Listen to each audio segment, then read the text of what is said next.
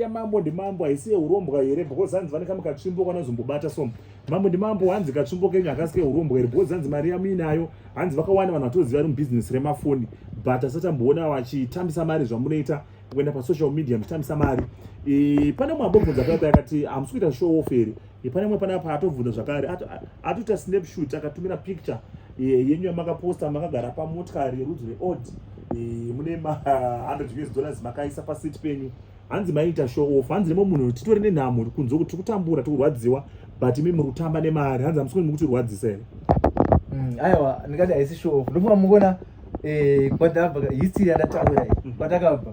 Saka ndikuinspire mwana because vanhu vanofunga kuti pamwe mararamiro anoita mwana vakabudirira kana vari pamusoro anenge aifunga pamwe ndo vangosikira izvozvo. Isusu ndofunga muona nditamuona ndataura kuti kwatakabva kure. Saka inini kutopfidzisa nhamo kwandikuita ende pana vachiti urombwa ndogara ndichizvitaura kuti chikwambo changu chiri organized. Kana chiri chikwambo changu chiri organized zvira kuti hachisiya ropa hachina n'anga mukati hachina sanda hawana mukati. Chikwambo changu chiri organized chekuti inini pamuona ndofarira zvekublessa. The more you give the more you receive. Saka chiri chikwambo changu chiri organized because mambo ndimambo wameseji ari kuenda panapa ari kunangidza akawandisa vozoti mamwe acho ndikurwadziwa ari kuzongonopfuurira. Right, hanzi mambo ndimambo imimi mambinga hongu zvekutodaro mari yatinoona muchitumira muchiposta yakawandisa zveshuwa mari tiri kuiona. Hanzi rimwe panapa imbori mari iko imimi yamakabata yatingati yakawanda kuti muzonzi muri mbinga. Hanzi imari networth yenyu yakamira sei mambo ndimambo? Networth yangu inodarika 200,000. Inodarika 200,000. Ichokwadi here ichi? Chokwadi. Saka mari imwe ish.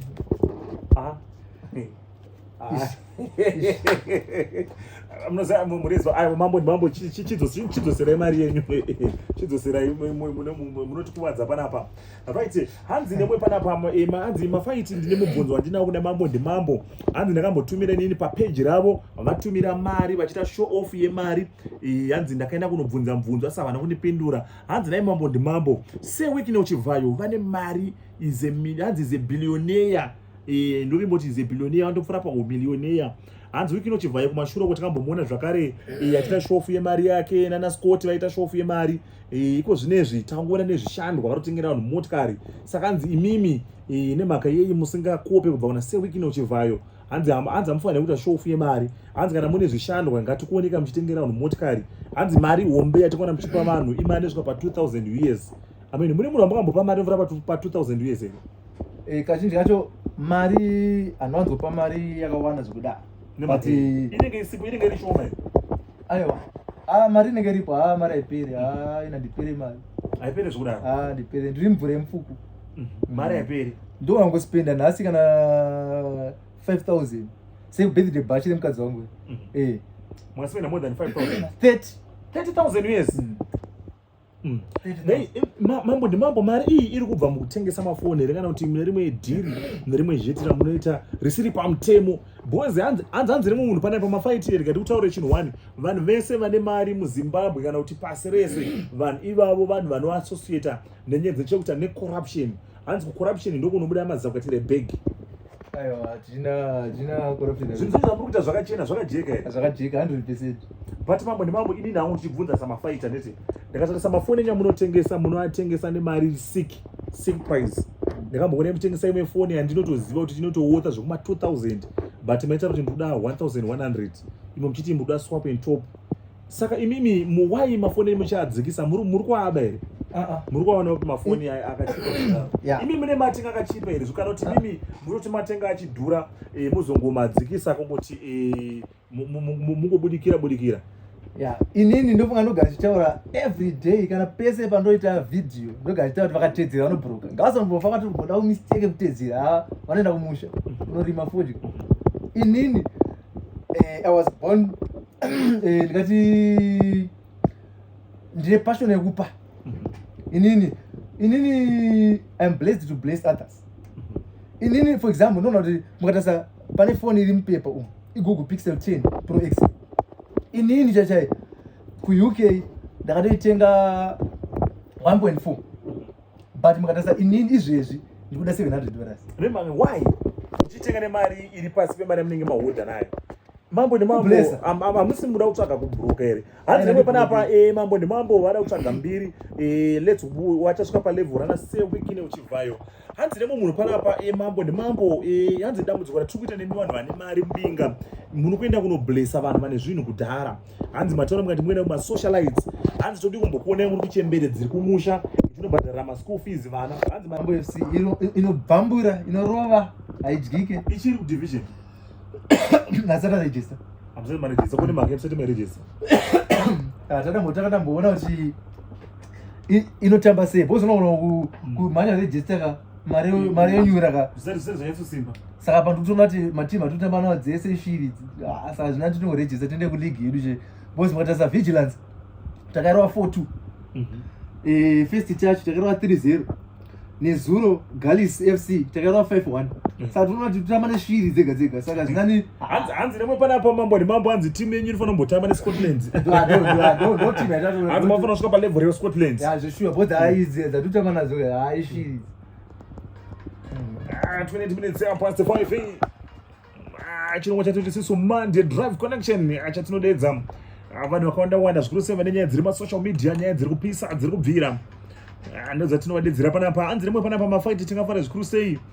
Hanzi kana ukazodedzawo Sandi wacho timbonzwawo divi rake timbonzwa divi raSandi. Hanzi nemwe panapa mafaiti wamaifanira kudedza mambo nemambo naSandi. Saka mambo nemambo tombota Sandi tamudedza apa yese amam ndisasa munoitaurere anditaura because ine mavhile yake ndinenge sina vhile ine mavhile hanzi mafaiti nafara kuti wadedza mambo nemambo. Hanzi mambo nemambo wakaisira message havapindure. Radio Zimbabwe maita nyemadedza mambo nemambo tanzwa side drama. Hanzi tiri vamwe vari kutsigira mambo nemambo hanzi tiri mubusiness wari kutanga uda kusumukawo.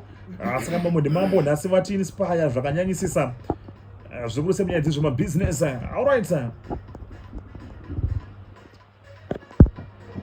zvikadzimwe panapa hanzi mambo nemambo aindai vaziva kuita zvemhanzi vachinzi hanzi vainzi ja what. Alright hanzi mafaiti tinokumbira mukaende picture ramambo nemambo pachannel yeRadio Zimbabwe ine paFacebook. Hatinyatsobelieve kuti varipo mustudio. Zvikanzi rimwe panapa mafaiti inini hangu nini ndinoda kuona picture ramambo nemambo vakabata mari yavari kutaura 20,000. Hanzi tokuiona papicture hanzi papicture tokuiona paplatform yeRadio Zimbabwe vakabata 20,000 iyoyo. Mambo nemambo hanzi toda picture makabata 20,000. Ndifuna mabonzo makuru vanhu vangu vachitaura kanzi mafaiti muri Zimbabwe ini boss wangu watouya kuno kustudio kanzi mafaiti nanzo mambo atsananya 20,000 dakuiona.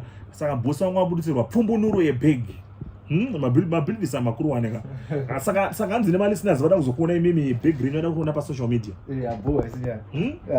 Saka umota kune mwe mari yasare kuti matouya nebig green saka muri makatokwana makadai. Aiwa ini kana chiri ndiri mvura yemufuku pane ini chasikapenda kaita handigarise mari kumba but pane panenge right yakashava zvakadaro parikwete kumba but mambo ndemambo ini ndiri mufesi wenyu muri yeZimbabwe mukuona muchina inonzi mambo ndemambo mufesi wangu zvekudaro but maiwai muchindikanya mambo ndemambo ndinatanga kuvaziva vasati vane mari yavanayo ava vachiuya panapa ndichivaita interview ndakashamisika musi unoyo nda kutsvagai muchindisendera radio interview rava rigore ripi rere asi panenge mana baba rigore ripi panenge makona rigore ripi ndakashamisika 2017 ndakashamisika ja victory mambo ndemambo ezvakunzi mambo ndemambo vakati vachiri ja victory vakandisendera audio ndakatenda muinterview 2017 ndakashamisika mune makazvisa pai 2017 kusvika pari zvinezvi muzva ndikavhunduka so ndakatoshamisika mambo ndemambo. Saka mambo ndemambo mukundirasirei muda kundirasirani aiwa tukurasira alright mambo ndemambo takuona zviri susukena unopetera muri yeZimbabwe neka ndina mambo ndemambo panapa mbinga yemachokwadi mbinga yemashwa mbinga iri kupisa zvamanje kana utsona wanzwa zvamambo kawa uchikuita mafanizi mbinga usati wadziona imbinga dzitori nebhegi padzitori muso boys vana vana vachinji mbonibuditsira bhegi ndaona $20,000 vakataura kuti hanzi mafaiti yandinayo itori shoma imwe mari itori mumotikari tonoona saka kana mota toiona mari here kana kuti nhasi matoya makatoperera mwari anasina neimwe mota yakarasisa isiri inozikanwa warati yeye yamunomboposta muchikanda mari yeye nhasi haipo. aiwa yeye haipo yeye. Saka waraiti mambo chena unopetera imimi muda kusvika rini muchiita life yekuita show off nemari pasocial media? Kuinspire Haisi show off, kuinspire because inini kwatisa vanhu vakawandisa vanoziva background yangu, vanoziva kwandakabva. Saka nechiti nchivapa shungu kuti patana munhu uyu especially vanhu vekumfakosi wabva vanoziva kuti ndakararama life yake. Saka vanenge vachitoziva kuti imi kwatisa izvezvi ndainspire vanhu vakawandisa vekumfakosi. Vazhinji vakabva vataka kuti kopo vakutoitawo mabhizinesi emafoni aya. Vazhinji ndakabva navaguruma vavamo mutauni vaane mashopu vakawandisa because vakatoona kuti hazvichokadi izvi zvine proof because munhu taimuziva yakadai izvezvi adai. Saka zvanechibuditsa pape nechiti nhamo yawo nayo yena ndinayo yanga itori wese pane yawo nayo but ona inini ndakashingirira but ona zvandada kuita izvi sa inspiration. Saka anzi nemwe panapa mimambo nemambo chazokona here muchiita rimwe bhizinesi kunze kune mafoni kana kuti pamafoni anzi ndopa makatoperera ndopane zviitire nokuita big? Indoita zvakawandisa. Indoita zvakawandisa. Vanhu vanenge pamwe ndoita zvemafoni chete. Aiwa ndezvemafoni chete. Nezvinhu zvamunoita ndoita zvinhu zvakawandisa. Nice one. Hanzi nemwe panapa why musingablesse vanhu vechirume munongofarira kuite kublessa vanhu vechidzimai? Hatsi hapasiripo here panozobuda matambudziko akaenda sana Sandi ekuti takazoona nyaya dzemanudzo dzakubuda namambo. Hanzi takazoona mabuda pasocial media makashama musina kupfeka. Mabvunza wakanaka. Ndipo mukuonana vanhu vazhinji vanoblessa vakawanda vanobva mucomment section. Varume vanenge vachitodhisa vachitotaura zvavanoda but kashoma kuona mameseji kana macomments evakadzi anenge ari against iwo. Saka ndisaona ndibvona kuti ndoblessa but pamadzimai haasi anenge achitongoziva here kuti no takataura zvakanaka pamusoro pamambo tinoblessa. Vamwe vachiziva. Saka madhamu inoti kudii kana kuti blessa vanhu vechikadzi? Ivo vanoblessa varume. Uri saka madhamu inotoblessa. Uri saka madhamu vane mari yavo here yavo yakazvimirira kuti madhamu vatori chamakuvangu mai mambo nemambo vatori nebhegi ravo zvekutodaro? Vane bhegi risingaiti. Network yewo yakamira sei? Imenyu macho tinopfura 200,000. Panapa patiri panapa matikuitira 20,000. Madhamu network yavo vakazvimirira isiri yamambo nemambo imari. Saka madhamu vane imba yavo yakazvimirira isina inini mukati yavo mustama avo. Vane Ford Ranger T9 latest. T9. Vane Audi latest. Vane shop futi yemafoni inonzi Chanya Mobiles.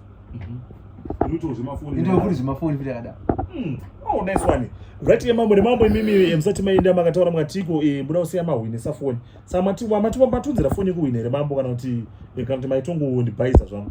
Aiwa hatohwinisa asitohwinisa because mafoni ape ndipo makaona. Saka mubvunzo watirabvunza vateereri kana kuti vachazobvunza ndichazopika nenge ahwina. Tatasora panapa kuti zita chero ramambo nemambo vanonzi ani? Saka mambo nemambo anenge azogona kana kuti achapindwa panapa ndomeseji akawandisa ndiko kuti chapa foni. Zvotora saka foni yanenge achizoitora kushopu here anoitorapi? Anouya kushopu kana asiri muHarare totumira zvatongoita vamwe. Right, murezi mambo saka unongotumira iwewe panamba dzotidzo 0783 672 097 kana pa 0787 500 Saka foni yamuda kuhwinisa nhasi uno inonzi kudii? Foni yanda kuhwinisa Google Pixel 6. Ndiri ambassador yemaGoogle Pixel. Alright. Saka muri chibaba cheko chibaba chemaGoogle Pixel. Alright, sharp. Alright, pindurai zvandakubvunzai. Hanzi nevanonzi baba Sandi. Hanzi vanonzi Daddy vaSandi. Aiwa no ndoda real name yavo iri pachitupa. Ndifunga mawanzwa panamba vachitaura. Saka munhu matauro ina inonzi chipi Google Pixel. Uyu unobvunza wacho unongozi chipi because uri chipi saka ndakatonyora dhara riripo pauya. Vanongotesa iko cash now. Alright. Okay, saka ndichitipai mubvunzo imimi. Tubvunza kudii? Vagadzirira. Tipai mubvunzo kana makanda mubvunzo.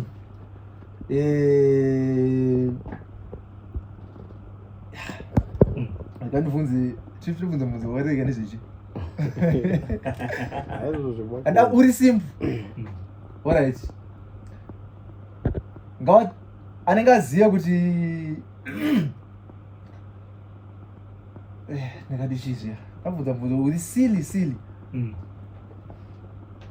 wemutupo ndati alright totobvunza mutupo right. Mambo nemambo vanoenda mutupo upi kuna wakateerera munotumira pa 0783 672 097 kana pa 0787 500 002. Right. Saka mambo nemambo imimi yanzi panapa yanzi kutengesa mafoni nemutengo wakadera ndiyo inonzi loss. Saka mari yavo vari kuiwana pemambo nemambo pane ka secret keurombwa mafaita apa zvinotudza chokwadi. Mambo nemambo hanzi mimi mutenga foni inodhura muitengesa necheap price munomida kuzama kuita sei? ndozvanatati kublesa kwatatoita inini ndikatasa ndogona kuhodha foni nhasi $200 ndogona kuti nhasi pamafanzi angu pepeka ndakublesa ne$100 ndobva ndangoti kana kuti 5 vatanga ngavabhadhare mafoni aya nema$100 saka chipo chinatoblesa vanhu ne$500 ndatoblesa kublesa zvafane kwandirongoita kungopa vanhu mari kwandoita kupa vanhu mafoni. ndofamona vhidhio ndakakana nezuro ndakakana mafoni anokosta 2000 pabhashi nemadhamu yangu adaikanda anokosta 2000 kumafoni anaibudisa kushow ya anonzi Culture Love. Ni Culture Love ndo show yacho ndikutangayo ndakaona pa social media. Right, yanga birthday ramadhamu makatopfatsura zvekutodaro saka return yenyu inenge iri pape pazvinhu zvamunenge matambi amene ndakati kutambisa kana zvamunenge mabudisa because inini nhasi ndikabuda apa ndikamhanyirwa nevanhu kana kuti 10 ndikasiya ndabhurisa nese 10 andauta loss because ndoziva kuti mablessings akubva kuti kwavari mangwana kana kuti pasina kana time kushopu kumariri kupinda because mwari wavo vachabva vatenda mwari mubless mwari mambo hayo kutenda kwachaita ikokwe mablessings akumwari mambo nera shumba obvious right. Ndiudzei ndikupai mukana ndiudzei anenge azohwina ndinozomuendesa kuna mambo ndimambo tozomutora mapicture yake tozomakanda pasocial media kuti no ndiye munhu ahwina. ndakamira panapa munotoera pa 0783 672 097 087 500 right. Mambo nemambo hanzi nemalisteners panapa makasununguka here kusiyiwo namba dzenyu dzenhare tinoda kuzoshandawo nemi mumabhizinesi akasiyana siyana. vamwe vatione chidowo mafoni yanzi yekuzvikoro zvedu muzosupply yawo vakawanda. vamwe vari kutiwo tongozongo tinonakirwawo kutaurawo nemi pamwe mukati blessawo. amene mambo nemambo makasununguka here asi ndinokurudzira kuti kana mune nhamba musatipedze business nekuti hamurare business inenge ravharwa nenyaya toda nhamba dzakazvimirira dzisiri dzebusiness. ndakuma mukaona ndakatombochinja nhamba because inini ndaita machats anosvika kana 500,000 kuwhatsapp ndikazoisa dzinyowani. Saka namba nyowani munadzo here? Nyowani nadzo but nyowani dzacho manje ndakabva ndaitawo mistake ndakudziposta zvanoti muite mambo ndanditika dauda kuti mutsvage rimwe line remafanzi enyu. saka zvandichaita inini pandodzoka pawireless nemusi weWednesday ndozovapa namba dzenyu. pane chakaipa here because ndinozviziva namba dzamunotaura zvebusiness takadzipa kumalisteners munorira salaini iroro because WhatsApp yebusiness hamuiwani kana kuti mune dzimwe dzaminadzo. ndikandivape dzimwe dzechituba dzaqueen and queen dzemajam yangu. munapa dzamadhamu? Yes man. Hari ndodzinyorwa pasi. Namba dzamambo dzotudi dzamai mambo dzotudi 071 ndikandivape dzewhatsapp dzotudi vagadzira kunyora ichataura zvenyu 0781 90 86 72 ndedzokura dzezvenyu ope 0781 90 that's 0781 90 andika 86 72. Alright, somebody zobatana namba mambo nemambo munobata pa 0781 908 672 0781 908 672. Asora nawo zve business ndifunga mangaina pa Facebook page ravo. Facebook page yenyu rakanzi kuti mambo nemambo muchine picture mune crown musoro here. Mapare picture yase.